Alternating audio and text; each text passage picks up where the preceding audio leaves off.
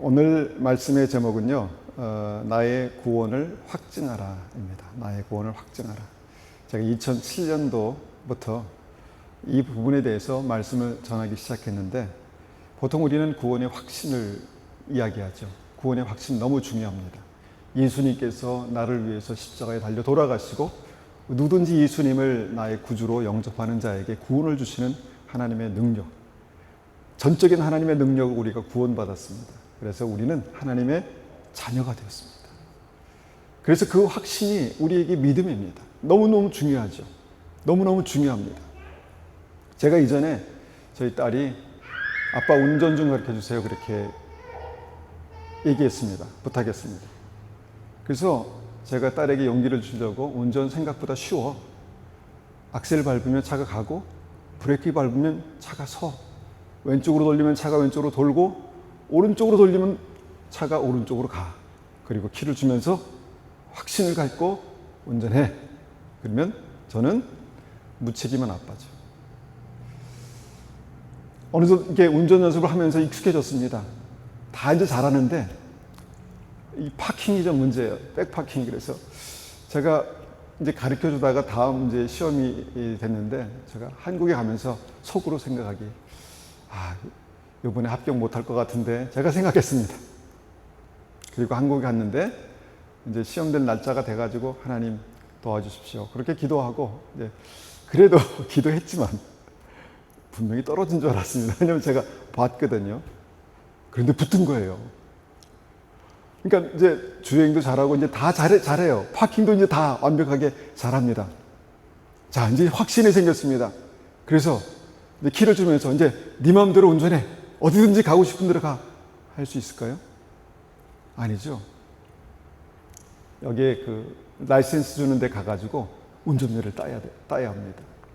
필기를 합격하고, 물론 이전에 합격했지만 실기를 합격하고 나서 그제서야 라이센스를 받으면 그때부터 운전이 가능한 것입니다. 여러분, 구원도 아마 이런 과정이 있지 않을까 생각합니다. 우리가 세 가지 정도로 구원의 확신을 어떻게 가질 수 있을까를 생각해 볼 수 있어요. 첫 번째는 하나님의 말씀의 구원의 근거입니다. 하나님께서, 살아계신 하나님께서 우리에게 주신 구원의 말씀, 영접하는 자, 곧 그 이름을 믿는 자에게 하나님의 자녀가 되는 권세를 줬다. 말씀이 우리에게 근거가 되는 것이죠. 그 다음 무엇입니까? 예수님께서 우리 죄를 위해 십자가에 달려 돌아가심으로 말미암아 누구든지 예수님이 나의 구주가 되시는 사람은 그 죄를 용서받는다는 것입니다. 우리의 원죄를 용서하시고 깨끗게 하시는 그 은혜가 우리에게 있다는 것이죠. 세 번째가 무엇입니까? 구원받는 자들에게 그 보증으로 성령을 주신다는 것입니다. 하나님의 영 성령께서 우리 안에 계신다는 것입니다. 이것이 구원입니다. 이것이 구원입니다. 그런데 구원의 확신을 우리가 얘기할 때 어떤 부분들은 이 확신이란 단어 때문에 오해하는 것들이 있습니다. 구원을 오해하는 것입니다. 확신이 없는데 확신을 가져. 확신을 가져. 물론 확신을 가지라고 해서 가질 수 있다면 좋겠지만 확신이 안 드는 걸 어떻게 갖습니까? 그런 말씀을 찾아보든지 기도를 하든지 하나님의 성령께서 내 안에 역사하시는 것들을 내 삶 속에 경험하든지 그래야 되지 않겠습니까? 그래서 이 확신이라는 단어가 굉장히 중요하면서도 우리에게 오해를 줄 수 있는 그런 단어라고 생각합니다. 성경을 보면은 구원의 확신이 있었지만 구원받지 못한 사람들이 나옵니다. 누굽니까? 마태복음 25장에 미련한 5 처녀들입니다. 그들은 다시 오실 예수님을 기다렸지만 그들의 삶 가운데 확증이 점점 희미해져 갔습니다. 무엇입니까? 생명의 등불이 꺼져갔다는 것입니다. 생명의 등불이 꺼져갈 때 그들이 그때서야 내게 기름이 부족하구나. 성령의 기름이 부족하구나. 그리고 그때서야 부랴부랴 밖을 나가서 그것을 하려고 그렇게 했지만 주님께서 오셔서 또 그들이 기름을 구해가지고 그때서야 주님 앞에 나왔지만 주님께서 문을 열어주지 않으셨습니다. 그들이 확신 없이 예수님을 기다렸을까요? 물론 그렇게 얘기할 수도 있겠죠. 그들은 확신이 없었어. 확신이 있었을 것 같아요. 왜냐하면 그들이 주여 주여 문 좀 열어주십시오. 그들이 확신이 없었다면 아마 포기했을 것입니다. 근데 주님 앞에 나와서 문 좀 열어주십시오. 문 좀 열어주세요. 주님께서 그들을 모른다고 말씀하셨어요. 그러니까 이런 일들이 있으니까 우리는 당황스러운 것입니다. 아, 확신 말고 뭔가 중요한 증거들이 나에게 필요한 거구나. 양과 염소의 비유를 보면 그렇습니다. 염소 신자들이 그렇게 말합니다. 주님, 제가 언제 예수님을 영접하지 않았습니까? 분명히 영접했습니다. 아니다, 너희들은 나를 모른다고 했다. 영접하지 않았다. 무엇입니까? 그 구원받는 믿음으로 살지 않았다 라고 말씀하신 거죠. 너는 나를 많이 오해하고 있다 이렇게 말씀하신 거죠. 못 들어갔습니다. 불법을 행하는 선지자가 있습니다. 그는 선지자였습니다. 말씀을 전하고 능력을 행하고 했겠지요. 그러면서 믿음이 없이 했겠습니까? 믿음이 있었을 것입니다. 그런데 주님께서 불법을 행하는 자들아 나에게서 떠나가라 라고 말씀하셨습니다. 한번 그 말씀을 볼까요? 마태복음 7장 21절에서 23절까지의 말씀입니다. 마태복음 7장 21절부터 23절까지 말씀. 나더러 주여 주여 하는 자마다 다 천국에 들어갈 것이 아니요 다만 하늘에 계신 내 아버지의 뜻대로 행하는 자라야 들어가리라.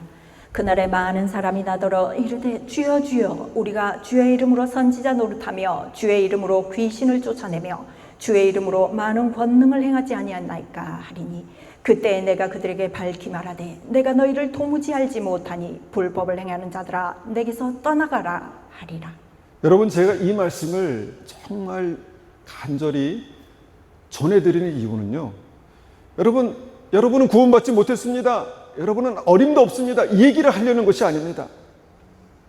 내가 구원받는 것이 얼마나 소중합니까? 영생을 얻고 천국 가는 것이 얼마나 소중합니까? 그러면 그 소중한 것이 나의 삶 가운데 간절함으로 나타나야 합니다.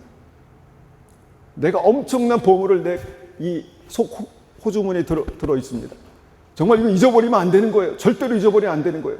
그러면 어떻습니까? 길을 가다가 만져봅니다. 내가 가지고 있는, 여기 있구나. 다행이다. 막 뛰다가, 여기 있구나. 다행이다. 그렇게 되지 않겠습니까? 구원이 그런 것입니다. 구원이 그런 것입니다. 내 삶 속에, 내 삶 가운데 예수 그리스도를 구주로 영접한 그 증거들이 반드시 삶으로 나타나는 것이 구원이다라는 것입니다. 나더러 주여 주여 하는 자마다 다 천국에 들어갈 것이 아니요 주여 주여 라고 똑같이 불러도 다 천국에 들어갈 것이 아니요 무엇입니까? 믿음대로, 믿음이 그 삶으로 나타나는 사람, 믿음이 그 삶의 바깥으로 드러나는 사람, 그 사람이 아버지의 뜻대로 행하는 믿음이 천국에 들어간다. 예수님의 말씀입니다. 제 말이 아니라 예수님의 말씀이라는 것입니다. 여기에 대해서 우리는 어떤 분들은 로마서 10장 13절 말씀을 얘기합니다. 주님의 이름을 부르는 자는 구원을 얻는다고 말씀했는데요. 맞습니다. 주님의 이름을 부르는 자는 구원을 얻습니다. 그런데 그 부르는 그 부름이 주여 주여라는 그 주님을 부르는 그 부름이 단지 입술의 속삭임일까? 입술의 부름일까요? 그 영과 혼과 육체 전인격적인 부름이 아닐까요? 외침이 아닐까요? 자, 부름을 받고 사역을 했지만 구원받은 믿음이 없었다라는 것을 보면서 우리는 다시 한번 두렵고 떨림으로 너희 구원을 이루라 라고 말씀하시는 주님의 말씀을 생각하게 된다는 것이죠. 그래서 오늘 말씀의 이 핵심이 되는 말씀이 이것입니다. 고린도후서 13장 5절입니다. 고린도후서 13장 5절입니다. 너희가 믿음 안에 있는가 너희 자신을 시험하고 너희 자신을 확증하라. 예수 그리스도께서 너희 안에 계신 줄을 너희가 스스로 알지 못하느냐. 그렇지 않으면 너희는 버림받은 자니라. 여기서 우리가 좀 충격이 되는 말씀은 맨 마지막 절에 있는 맨 마지막 그 부분에 있는 너희는 버림받은 자니라 라는 이 말씀을 그냥 이제 끝났다, 너희는 영원히 끝났다가 아니라 우리가 죄인 되었을 때 주님께서 우리를 사랑하셔서 십자가에 달려 돌아가시고 우리에게 영생의 선물을 주신 것처럼 우리는 아직 기회가 있는 것입니다. 만약에 이 말씀을 들으면서 나는 예수님이 내 안에 살아계신 것을 잘 모르겠어. 그렇다면 찾아야 하는 것이죠. 왜냐하면 아직 기회가 있기 때문에, 살아있기 때문에. 그런 상태라는 것입니다. 그런데 여기 보니까 너희가 믿음 안에 있는가? 너희 자신을 시험하고 너희 자신을 확증하라. 내가 믿음 안에 있는가? 내가 크리스찬인가? 내 안에 예수님께서 계시는가? 이것을 테스트하라는 것입니다. 시험하라는 것입니다. 어떻게 시험합니까? 무슨 문제가 있을 때, 어려움이 있을 때 여러분 간절히 주님 앞에 기도하면 주님께서 우리를 붙드시고 인도하십니까? 건지십니까? 구원하십니까? 시험하라는 것입니다. 어떻게 확증합니까? 내 안에 계신 예수님을 어떻게 확증합니까? 어려운 문제가 있어 보면 압니다. 갑자기 당황스러운 어떤 일들, 사건들을 만나보면 내가 어떻게 반응하는가를 보면은 압니다. 현재 상태의 믿음이 어떠한가를 날마다 시험하고 확증하라. 왜냐면요, 영생을 얻고 구원받는 것, 영원한 하나님의 나라에 가는 것 너무너무 중요하기 때문에 그렇습니다. 너무 쉽게 받으면요, 너무 가볍게 생각해요. 예수님 영접해, 영접하는 기도하면 구원받을 수 있어. 그렇게 해서 구원받았다고 확신하는데 계속해서 내 마음속에 의심이 생기거든. 다시 한번 말씀을 보고 다시 한번 기도하면서 예수님 내 안에 살아계십니까? 예수님 내 안에 구원이 되셔서 영생의 길을 주님과 함께 내가 가고 있습니까? 라는 것을 확인해 보라는 것입니다. 왜냐하면 구원이 중요하기 때문에. 베드로후서 1장 10절에도 이렇게 말씀합니다. 베드로후서 1장 10절입니다. 그러므로 형제들아 너희 부르심과 택하심을 더욱 견고하게 하라. 너희가 이것을 행한즉 언제든지 실족하지 아니하리라. 여러분, 이 말씀은 믿는 자들에게 주신 말씀입니다. 그러므로 형제들아, 믿는 사람들이죠. 너희 부르심과 택하심을 더욱 견고하게 하라. 이것을 행한즉 언제든지 실족하지 아니하리라 말씀하십니다. 자, 부르심과 택하심이 어디에 나오는지 아십니까? 마태복음 22장 14절에 혼인잔치의 비유에 나옵니다. 주님께서 혼인잔치에 많은 사람들을 아무 자격 없이 조건 없이 초청하셨습니다. 청함을 받은 것입니다. 많은 사람들이 청함을 받았습니다. 그런데 마지막에 그 이야기의 마지막에 어떤 얘기가 나옵니까? 많은 사람이 청함을 받았지만 그 중에 예복을 입지 않은 사람들이 있었습니다. 너희가 예복을 입지 않고 어디 여기 들어왔느냐? 이렇게 말씀하십니다. 너를 바깥 어두운 데서 쫓아내라 말씀하시죠. 무엇입니까? 청함을 받으면 끝나는 게 아니라 그 다음 단계가 있다는 것을 말씀합니다. 그 믿음의 다음 단계 뭡니까? 택함을 받는 믿음이다. 이렇게 말씀하시죠. 예복을 입는 믿음 무엇입니까? 예수 그리스도로 옷 입는 믿음입니다. 예수 믿는 것은 내 마음속에만 있는 것이 아닙니다. 내 마음속에 있는 믿음은 내 삶의 바깥으로 나타나게 된다는 것이죠. 예수 그리스도로 옷 입는 것, 빛의 갑옷을 입는 것입니다. 많은 사람들이 나를 보면서 저 사람 예수 믿는 사람이구나. 저 사람 진짜 크리스찬이구나. 저 사람 안에 예수님이 계시는구나. 나를 보고 안다는 것이죠. 그런데 반대로 분명히 저 사람 예수 믿는 사람인데 그런데 예수님과 완전히 관련 없는 사람처럼 내가 살아간다면 오히려 예수 믿는 사람들에게, 예수 믿으려는 사람들에게 걸림돌이 되고 방해가 되고 부담이 되는 그런 인생이 계속해서 사라진다면, 그렇다고 완벽하라는 게 아니죠. 내가 주님을 경외하고 주님을 사랑하는 믿음으로 내 삶 속에 살아가는 것입니다. 그렇게 살아갈 때 저 사람 예수 믿는구나 라고 했을 때 예수님으로 옷 입는 믿음, 이것을 택함 받은 믿음이다 이렇게 말씀하시죠. 그래서 부르심과 택하심, 이 두 가지입니다. 부르심과 택하심. 예수님께서 우리를 자녀 삼아주시고 부르셨습니다. 그래서 우리가 예수 그리스도로 옷 입었다는 것입니다. 그 택하심을 더욱 견고히 하라 주님께서 말씀하시고 마태복음 22장 14절에는 그것이 부르심과 택하심이 구원받는 믿음이다 이렇게 말씀하시죠. 주님께서 우리를 부르셨습니다. 주님께서 우리를 택하셨습니다. 우리가 그것을 믿습니다. 믿으십니까? 아멘. 아멘이 작습니다. 믿으십니까? 아멘. 믿어야 합니다. 확신이 필요합니다. 그런데 확신하는 믿음에서 이제 한 걸음 더 나아가시라는 것입니다. 왜냐하면요, 성경에 예수님께서 구원받는 믿음에 대해서 분명하게 말씀하시는 믿음의 입체적인 조명하신 말씀이 있다는 것입니다. 그것이 바로 미련한 다섯 처녀가 되지 말고 슬기로운 다섯 처녀의 믿음을 가지라. 한 달란트 받은 믿음으로 살지 말고 두 달란트, 다섯 달란트 가진 믿음으로 살아라. 염소와 같이 자기만 생각하지 말고 양처럼 주변 사람들을 생각해라 라고 말씀하시는 것이죠. 제가 요새 말씀드렸듯이 다시 한번 저의 마음을 새롭게 하기 위해서 여러 간증을 듣는데 요새는 이제 천국과 지옥 간증을 듣습니다. 우리가 천국을 믿습니다. 지옥도 믿습니다. 그죠? 지옥이 얼마나 두려운 것인가 다시 한번 경각심을 가지고 내가 왜 믿지 않는 사람들에게 복음을 전해야 되는가에 대한 어떤 그런 경각심을 갖기 위해서 제가 지옥에 대한 간증을 듣는데요. 성경은 그 지옥이 얼마나 두려운 곳인가에 대해서 우리에게 말씀하시는 구절들이 있죠. 마태복음 13장 41절 42절입니다.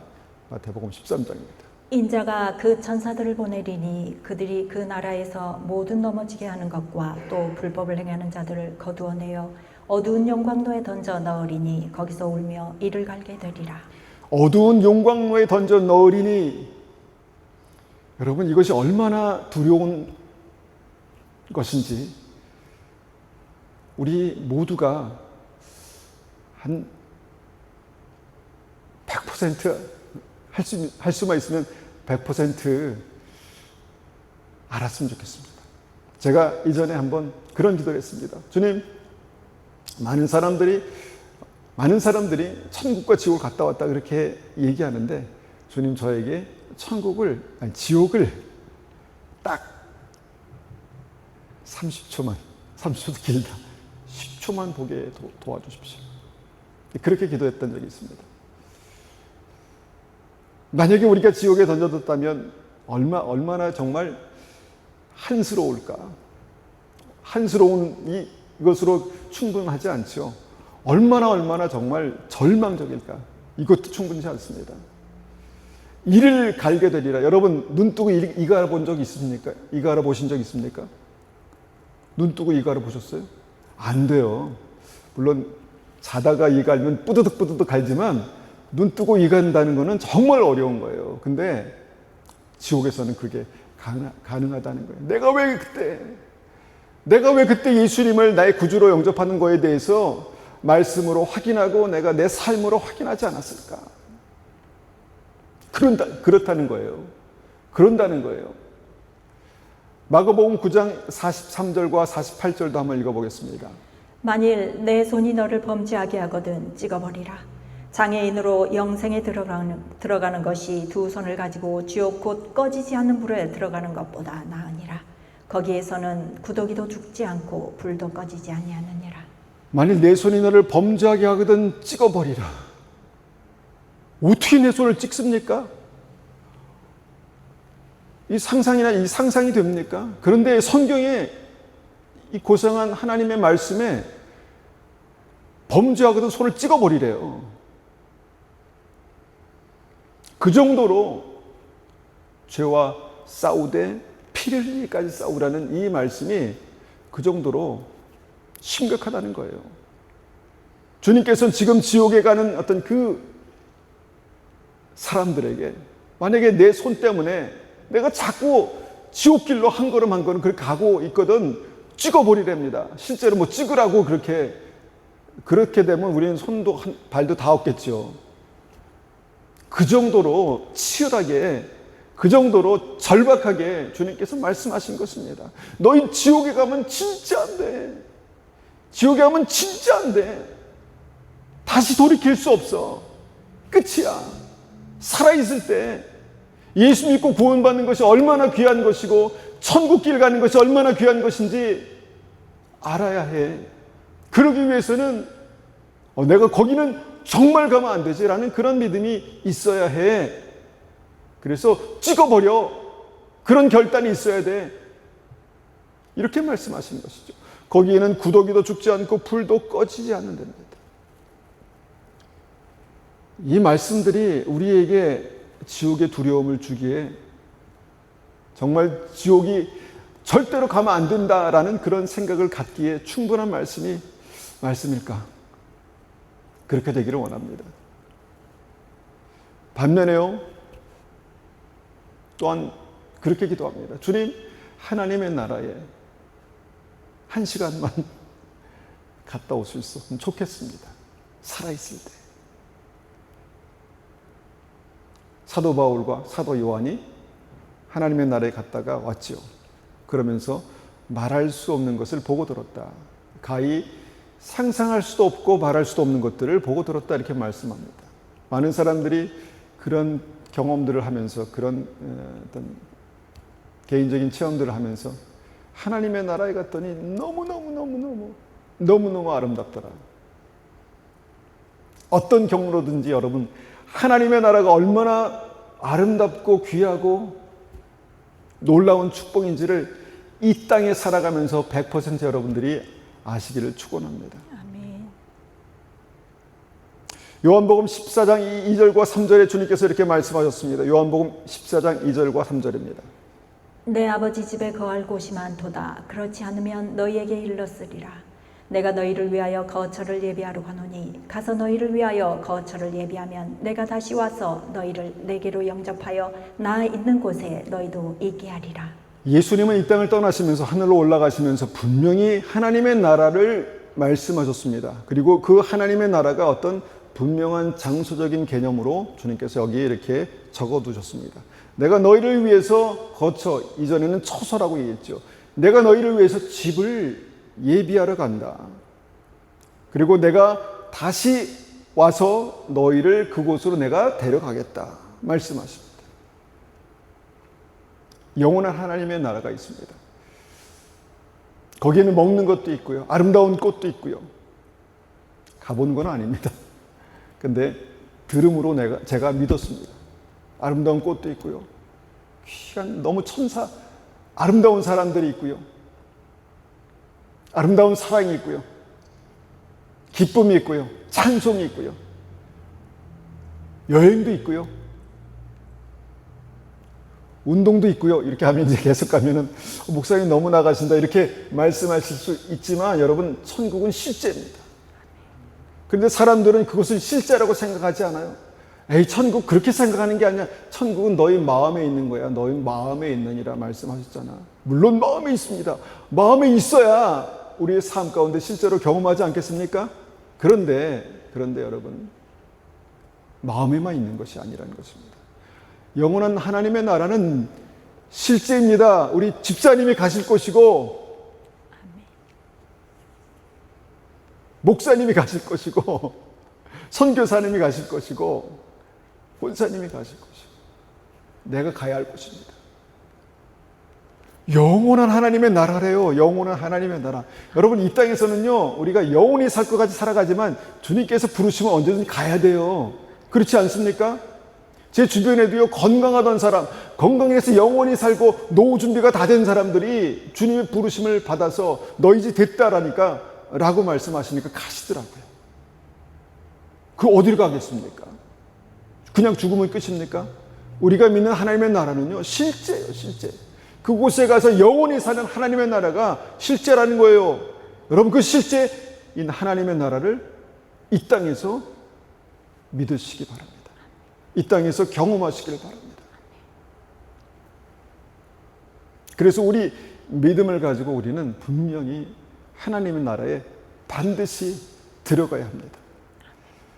그래서 여러분, 확신이라는 말을, 구원의 확신이라는 말을 성경에 찾아보니까 없어요. 구원의 확신이라는 단적인 그런 단어는 없습니다. 그런데 믿음을 가지고 예수님께서 내 안에 계신 것을 내 삶으로 경험하다 보면 확신이 생기는 거예요. 그러면서 주님께서 나와 함께 계시는구나. 주님께서 나를 생명의 길로 인도하시는구나. 내가 이 길로 계속해서 한 걸음 한 걸음 가다가 영원한 하나님의 나라에 들어가겠구나라는 확신을 갖게 되는 거죠. 근데 확신을 가져야 돼. 그래서 갖는 확신이 온전하겠습니까? 확신을 여러분 폄하하는 것이 아닙니다. 확신 필요합니다. 믿음을 가지고 구원받은 하나님께서 나의 아버지가 되시고 예수님께서 나의 구원자가 되신 것에 대한 확신이 필요합니다. 그런데 확신은 어떻게 갖는 것입니까?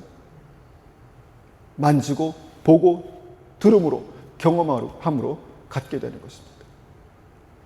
여러분 그 확신을 가지고 넘어서서 그 확증이 여러분의 삶 가운데 있기를 간절히 축원합니다.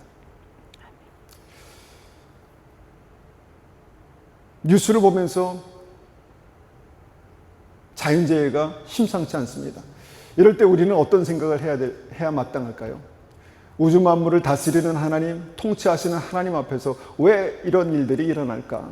주님께서 그것을 말씀해 놓으셨습니다. 주님께서 오실 날이 가까울 때 그런 일이 있을 거다. 이게 그건가? 그게 중요한 게 아니라 이런 일이 있을 때마다 내가 믿음에서 깨어나야 되겠구나. 내가 오늘을 감사함으로, 내가 오늘을 하나님께서 나에게 주신 그 사명을 감당함으로 살아야 되겠구나. 그냥 세상 사람들처럼 행복하게 돈 벌고 넉넉하게 살기 위해서 그렇게 내 모든 것을 다 쏟아붓는 것이 아니라 살아있을 때 믿음으로 사는 것이 무엇이고 건강하게 사는 것이 무엇인지에 대해서 고민하고 내가 오늘 기회가 있을 때 그 믿음을 가지고 살아야 되겠다라는 그 말씀, 은혜가 필요한 것입니다. 제가 이전에 말씀드렸죠.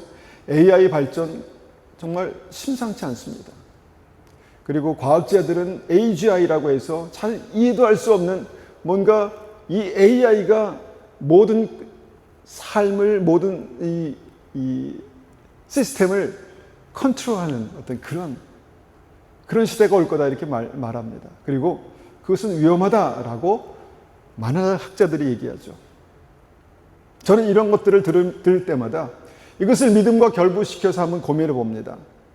그리고 나서 조심스럽지만 요한계시록 13장에 있는 사건이 굉장히 가깝구나라는 생각을 하게 됩니다. 어떤 사람은 요한계시록 3장, 요한계시록에 있는 말씀들은 그냥 비유로 주신 말씀이야.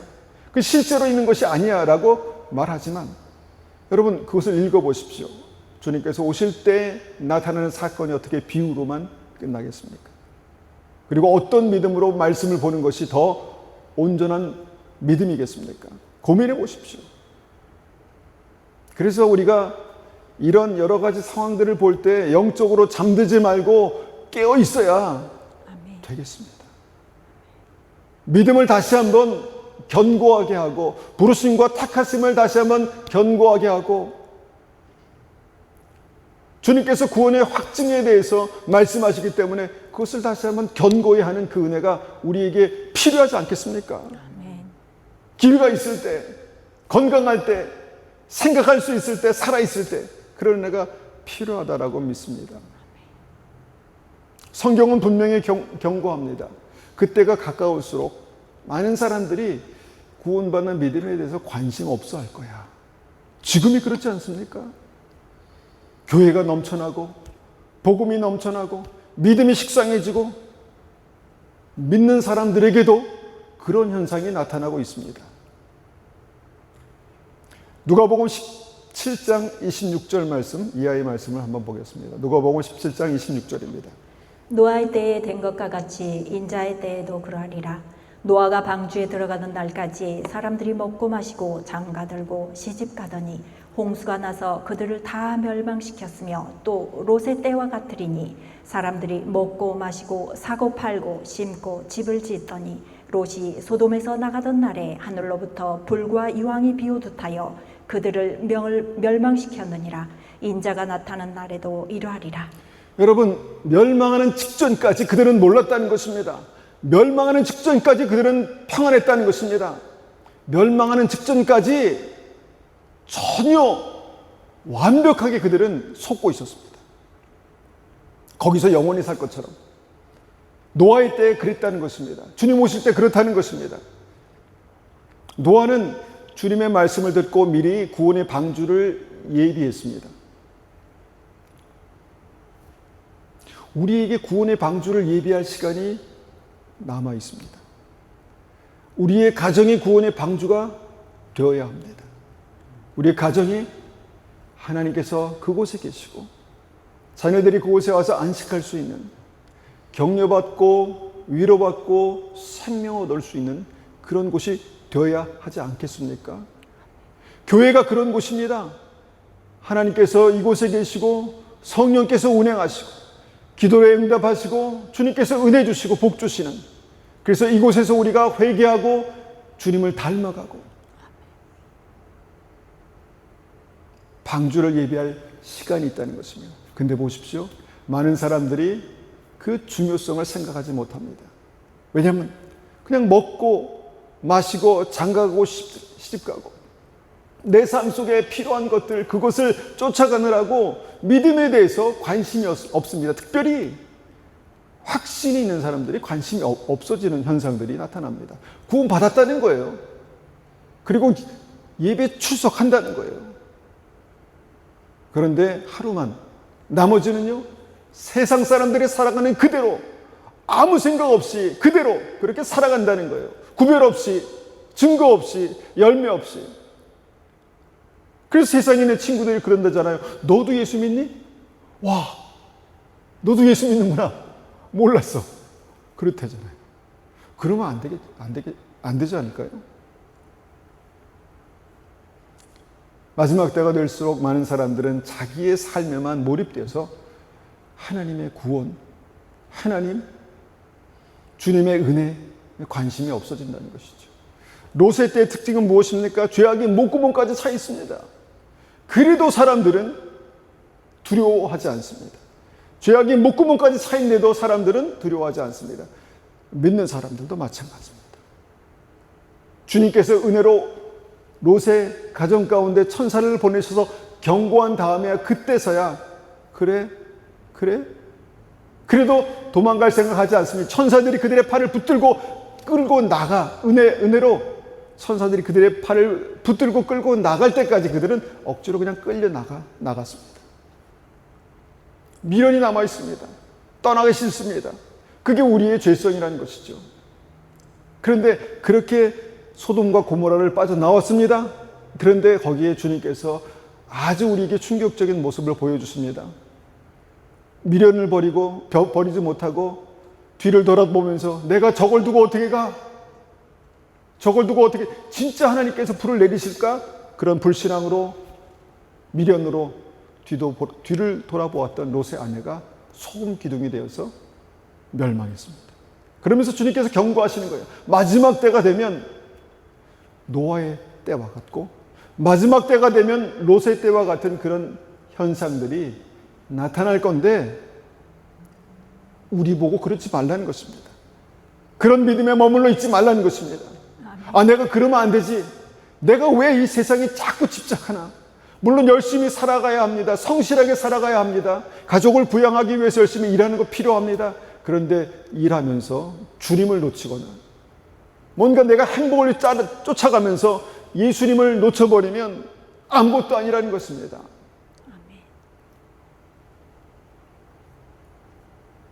그래서 주님께서요, 우리에게 하시는 특별한 일들이 있습니다.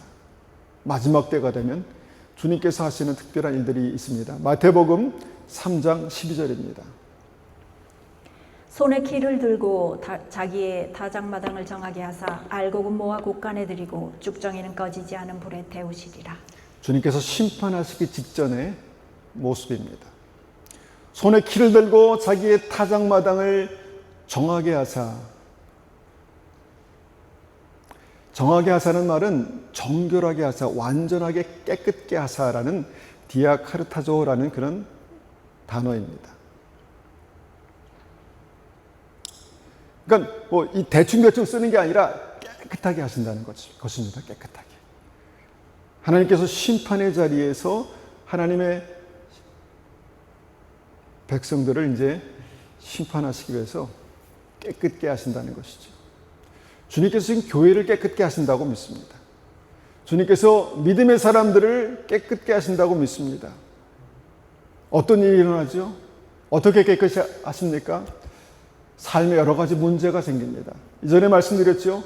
삶의 기반이 막 흔들리고 어려움이 생기고 그래서 삶이 공중에 들렸다가 다시 땅에 떨어졌다가 들렸다가 떨어졌다가 하는 여러 가지 그런 일들이 있습니다. 그때 믿음의 사람들 어떻게 반응합니까? 주님, 저를 붙들어 주십시오. 주님의 은혜가 없으면 살 수 없습니다.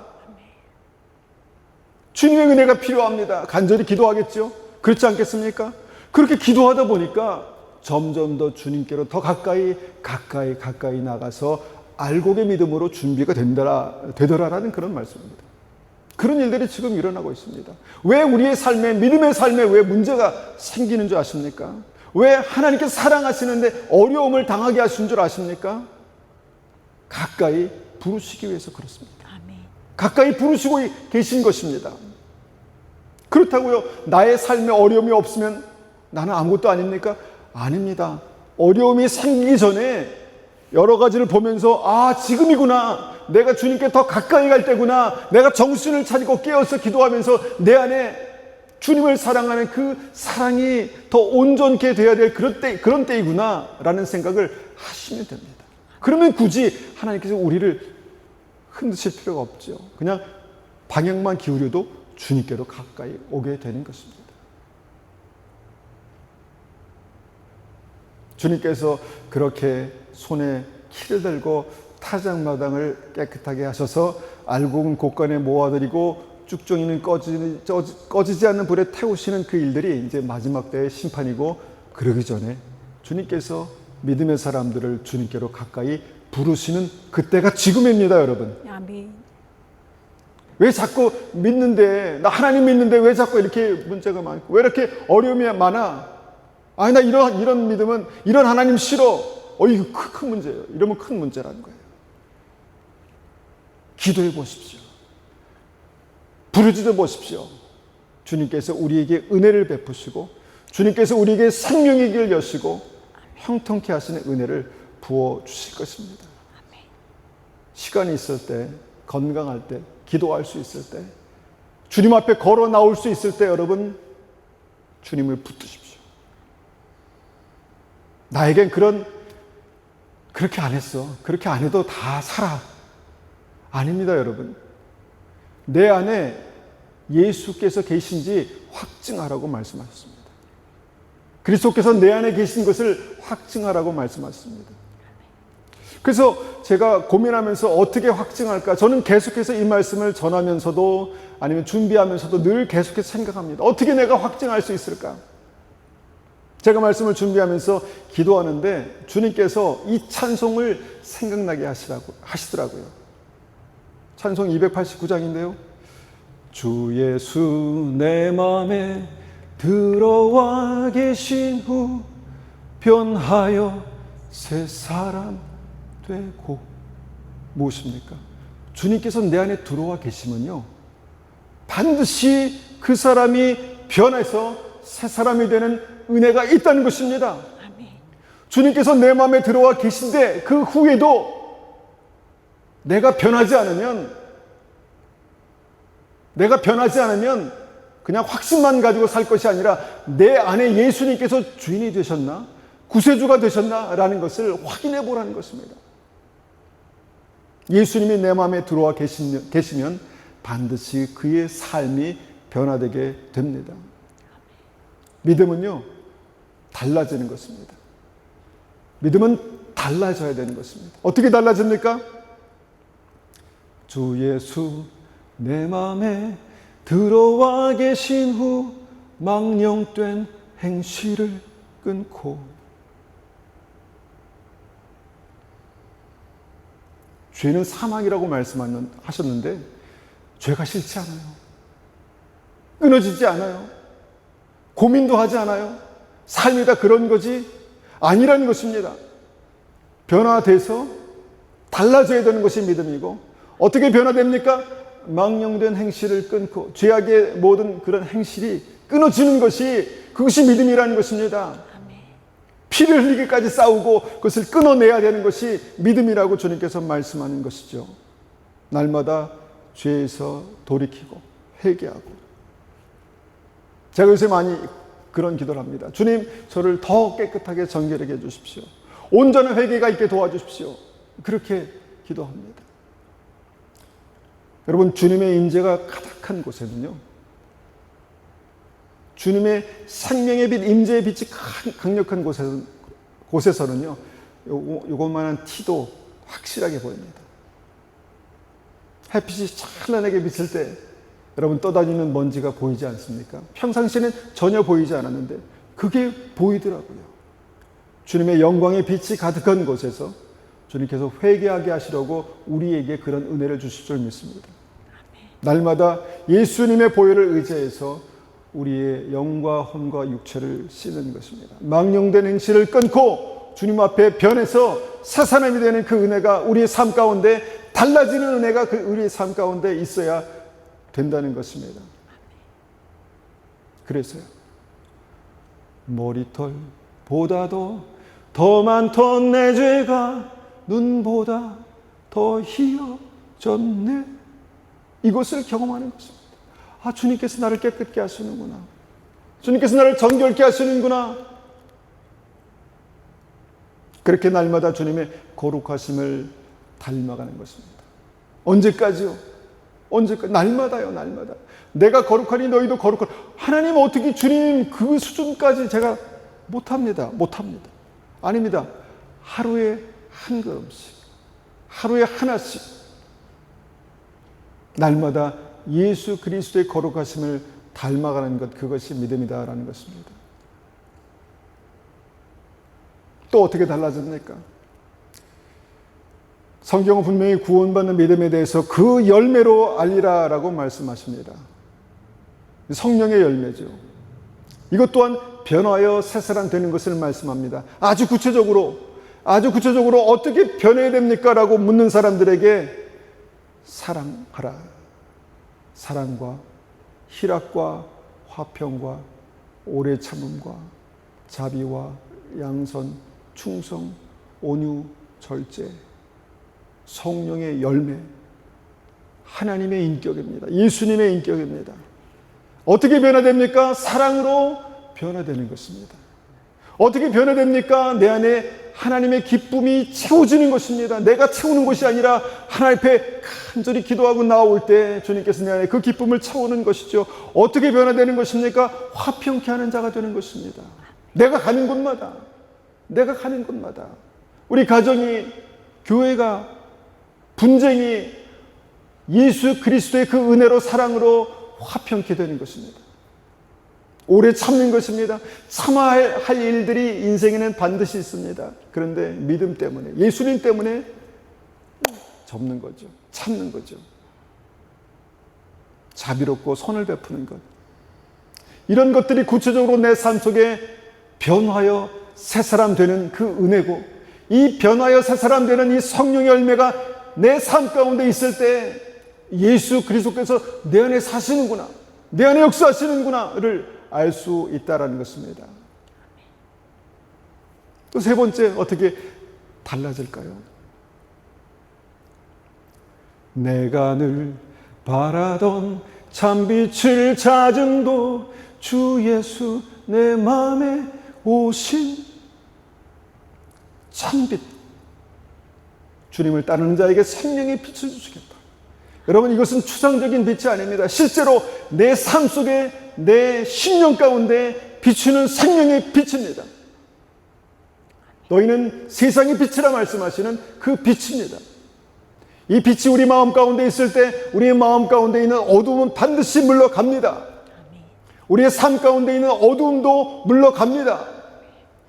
악한 마귀, 귀신들이 이 어둠입니다. 우리가 믿음이 있을 때, 예수 그리스도를 믿는 믿음으로, 예수님을 내 구주로 그렇게 믿는 믿음으로 그곳에 가면은 마귀가 두려워 떱니다. 예수님이 가는 곳마다 마귀들이 와서 살아계신 하나님의 아들이여, 왜 나를, 하나님의 때가 아직 되지 않았는데 나를 이렇게 힘들게 하십니까? 이렇게 고백하지 않습니까?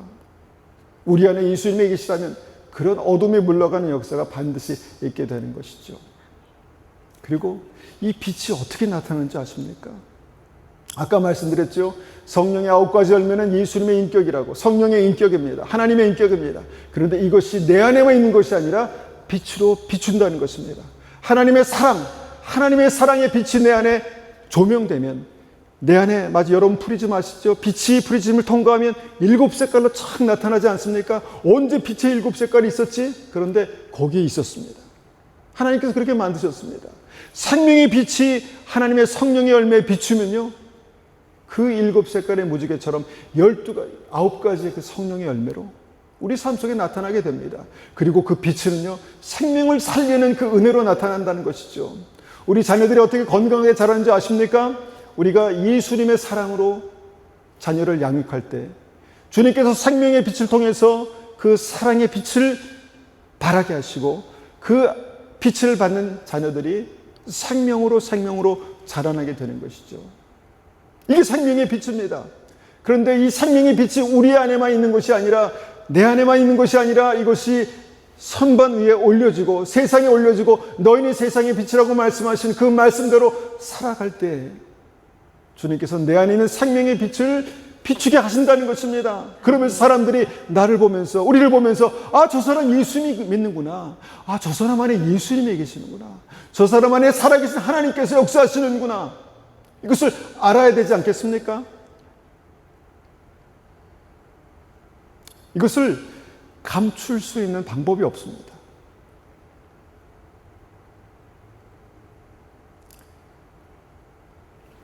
결론입니다.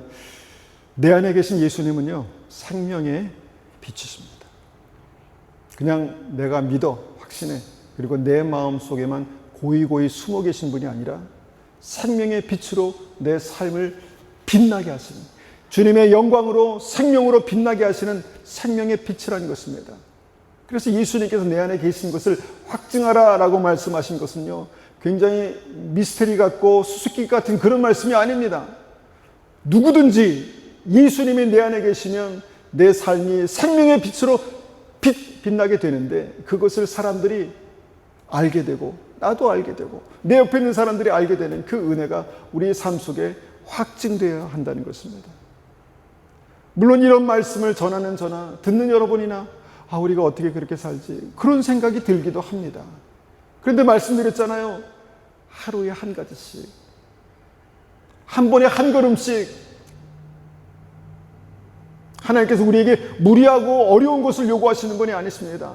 그렇지만 믿음으로 살아있는 증거가 삶에 나타나기를 원하십니다. 믿음의 심장이 뛰고 믿음의 맥박이 뛰고, 그래서 믿음은 움직이고, 그래서 믿음은 증거가 되는 것입니다. 그런 은혜가 우리의 삶 가운데 있으시기를 간절히 축원합니다. 우리가 부족하지만 그런 믿음으로 날마다 새롭게 되시기를 간절히 축원합니다. 아멘. 이 시간 이 말씀을 가지고요, 간절히 기도해 보십시오. 기도하겠습니다. 하나님께서 우리에게 은혜 주셔서 날마다 주님께서 내 안에 계신 것이 내 삶으로 나타나고, 그것이 내 구원의 확증으로 삶 속에 나타나고 보여질 때, 하나님, 그것이 생명이 되고 능력이 되어서 내 삶으로 비춰질 때, 주님, 우리가 찬송하고 감사하고 영광 돌려드리는 그 은혜가 우리의 삶 가운데 있기를 원합니다. 그렇게 한번 같이 기도하겠습니다. 함께 기도하겠습니다.